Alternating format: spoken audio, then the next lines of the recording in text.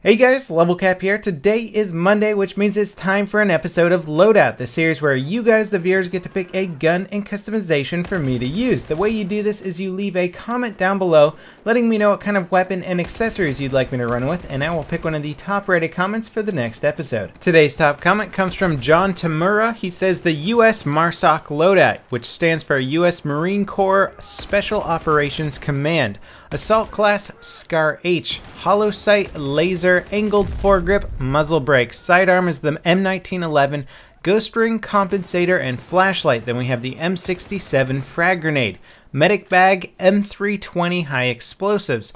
Grenadier field upgrade with the Bowie knife. Use the SCAR for close to medium ranges. Mind the 20 round capacity. Use the M1911 for enemies who are too close. M67 for clearing any compact space. Medic bag to stay alive. M320 for destroying cover and flushing enemies out. Now, I gotta say, I am a sucker for the SCAR H. It's one of my favorite assault rifles right now, and it definitely influenced my decision in picking this loadout, but I'm actually really glad that I picked it because it taught me the value of the Grenadier field upgrade. Now that grenades have been changed a lot, basically the count of grenades that you have, and the fact that impact grenades are not quite as effective, the Grenadier field upgrade actually is an important field upgrade because you simply just don't have that many grenades anymore. So if you want a few extra grenades to toss around the map, it can actually be really helpful. Having two M67 frag grenades is a great way to flush enemies out and potentially get a lot of good kills with them. Now, I just love how they did the default color of the SCAR H in tan. This is very cool. It's certainly authentic to the real one. They do make a real one in gunmetal color as well,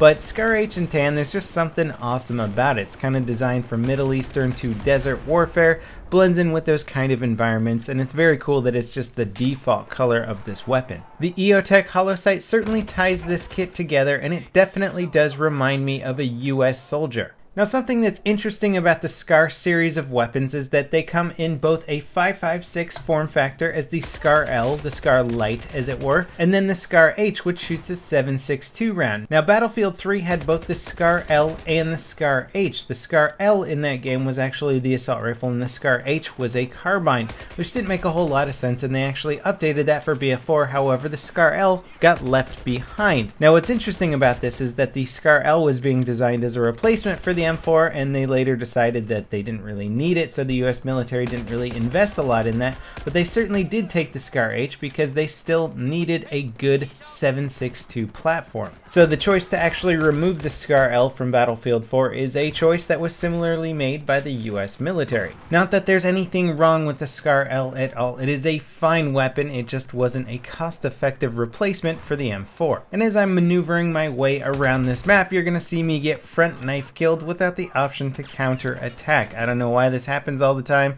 There's some glitches that have to do with jumping and knifing at the same time. Either way, I just despise the front knife mechanic in this game because it is so buggy. Now let's talk a little bit about the SCAR H and why it is such a fun gun to use. It's great in close quarters, it's very good at long range, it hits like a ton of bricks, and combining the damage model with the netcode, a lot of your enemies aren't going to realize that they're getting damaged until they're already dead, which is kind of a cheap exploit, but you know what? If you can take whatever advantage you can in this game, you can certainly take advantage of some of the weird netcode. Now, speaking of the SCAR H's damage model, it did actually change in the latest patch. It used to do 34 maximum damage, which gave you a guaranteed 3-shot kill in close quarters. Now it does 33 maximum damage, which means you're still going to need to 4-shot somebody in close quarters. However, your 4-shot kill range goes out to around 55 meters, which is a big advantage over other assault rifles. Sure, it only shoots at around 620 rounds per minute, but it sure beats having to hit somebody 5 or even 6 times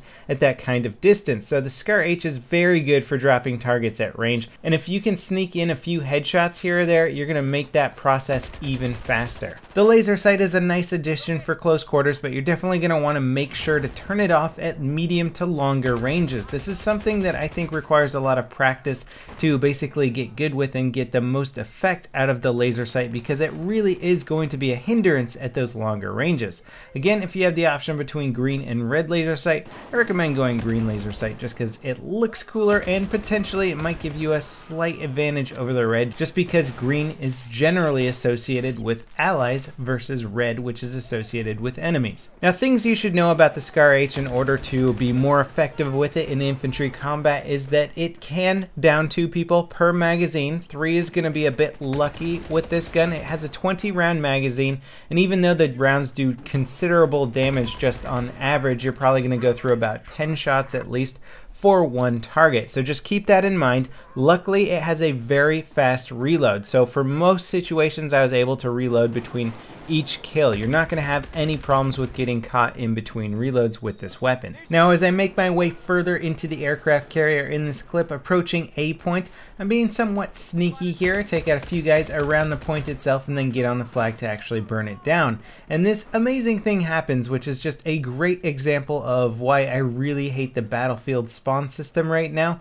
You're going to see me take out 2 players, which seem to never end. They keep spawning out more and more players from them, and I have to switch over to the 1911 to basically finish them off. But look how long this spawn train goes for, just when you think it's finally over. It's not actually over, and I keep getting these kills. It's absolutely ridiculous, and I hope DICE actually looks into this in a serious way to try and resolve some of the spawn train issues in BF4. For a game that seemingly invests so much time into creating very realistic looking visuals, we do have some pretty silly looking spawn mechanics. Now, the Scar H definitely has a little bit of a vertical kick to it, and the angled foregrip is a great complement for this weapon. I would recommend running an angled foregrip on this gun all the time. If you can nail those headshots at longer ranges, you will draw people unbelievably fast, faster than they have time to actually react to getting shot, even at extreme ranges. The accuracy on this gun is great. If you take your time and even tap fire for those semi-auto single headshots, you will be incredibly effective. It feels somewhat like a DMR without any rate of fire restrictions. Now, as for the rest of this loadout, it just screams team deathmatch and domination. Defibrillators can be good, but the grenade launcher I find to be much more effective in these game modes, just because most of the time when I'm using my defibrillators, I end up dying. Just because of the chaotic nature of team deathmatch and domination, they don't really lend themselves as well to this game mode, because you end up defibrillating somebody, then somebody shoots you, and then shoots the guy that you defibrillated. So you didn't really help out your team at all in that situation, and I find the grenade launcher is a little bit more effective as it allows me to sort of navigate the map a little bit better. There's nothing quite like destroying your enemy's cover and then shooting them through the smoke cloud that used to be their cover. It's certainly a gratifying feeling, and it makes you feel like you can really control most situations you run into. Here you're going to see me take advantage of the Grenadier perk. I'm going to throw one grenade, miss my throw a second one, and land it perfectly. If you get used to going up against squads of enemy players in some rounds and you take out one of them, you can almost guarantee that their teammates are going to come up and try and revive them, which is why it's usually a good idea to try and throw a grenade on a dead body that's around a corner and you know there's teammates nearby. Anyway, I really like Hainan Resort. It's one of my favorite team deathmatch maps. It certainly has its flaws, but the internal area of the map is a lot of fun to play and a lot of fun to control. I highly recommend this loadout. It's a great way to run with the Scar H. As always, guys, thanks for watching. Don't forget to leave your comments for the next episode of Loadout, and I'll see you next time. This is LevelCap signing out.